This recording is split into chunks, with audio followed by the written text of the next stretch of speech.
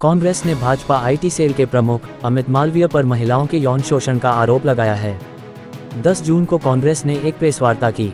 इस दौरान कांग्रेस प्रवक्ता सुप्रिया श्रीनेत ने कहा कि आरएसएस का एक व्यक्ति जो बीजेपी से जुड़ा हुआ है, उसने अमित मालवीय पर महिलाओं के यौन शोषण का आरोप लगाया है।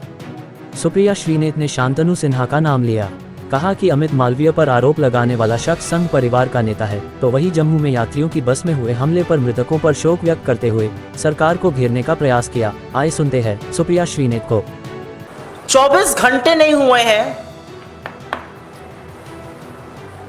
एनडी गठबंधन की सरकार बने, नरेंद्र मोदी को प्रधानमंत्री पद की शपथ लिए और भारतीय जनता पार्टी के लोगों के काले कारनामों ने एक बार फिर सिर शर्म से झुका दिया है। और ये जो आरोप लग रहे हैं, ये हम नहीं लगा रहे हैं, ये बीजेपी के अंदर से, संघ के अंदर से उनके नेता, उनके कार्यकर्ता, उनके समर्थक लगा रहे हैं। अब जो आरोप सामने आया है उसमें बीजेपी के नेता और उनकी आईटी सेल, जिसको मैं फेक न्यूज की फैक्ट्री कहती हूं, उसके सरगना अमित मालवीय पर आरएसएस के एक नेता ने यौन शोषण का गंभीर आरोप लगाया है। संघ परिवार के नेता हैं शांतनु सिन्हा,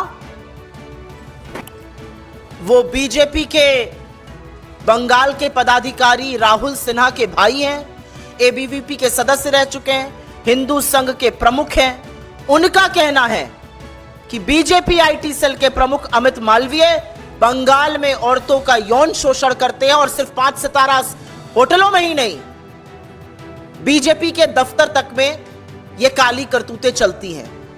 उन्होंने बंगाली में ट्वीट करके, बांग्ला में ट्वीट करके ये भी लिखा है कि बीजेपी नेताओं में होड़ लगी हुई है औरतों की आपूर्ति करने की। उनका कहना है कि ये सब लोग मिलकर, और अमित मालवीय का नाम लेकर उन्होंने कहा है, औरतों का यौन शोषण करते हैं।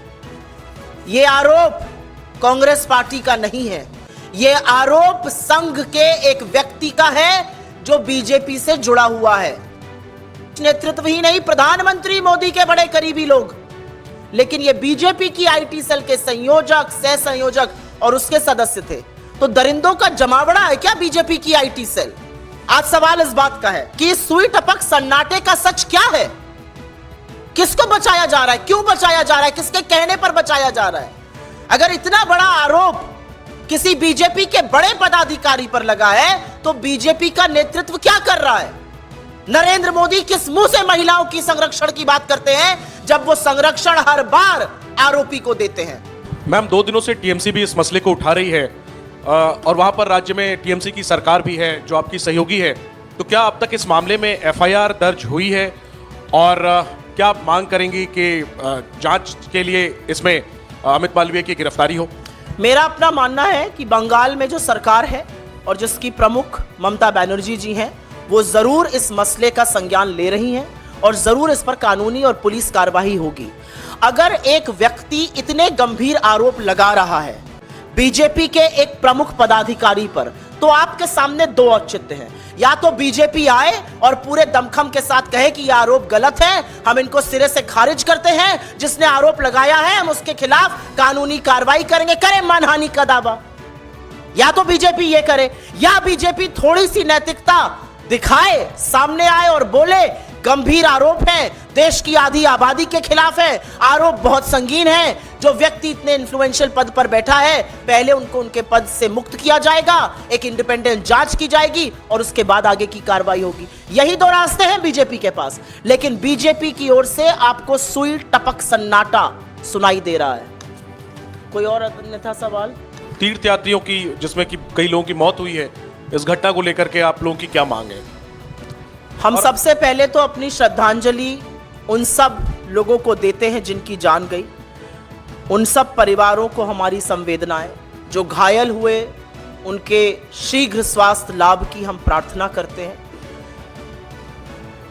हम बिना लाग लपेट के एक बात डंके की चोट पर कहते हैं कि हिंसा और आतंकवाद के खिलाफ यह देश एकजुट होकर खड़ा है।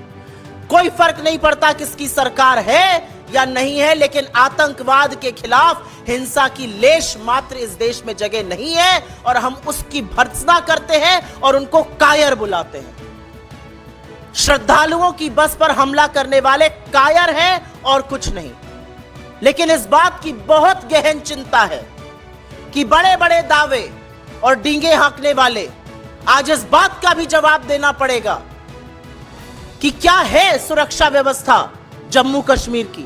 पहले तो घाटी में ऐसी वारदातें होती थी, अब जम्मू में हो रही हैं। तो आज सवाल यह भी पूछा जाएगा कि आपने हिम्मत नहीं दिखाई चुनाव लड़ने में, आप श्रीनगर से भाग गए, आप बारामूला से भाग गए, आप अनंतनाग राजौरी से भाग गए, लेकिन आप अब बताइए कि कानून व्यवस्था इतनी ध्वस्त क्यों है।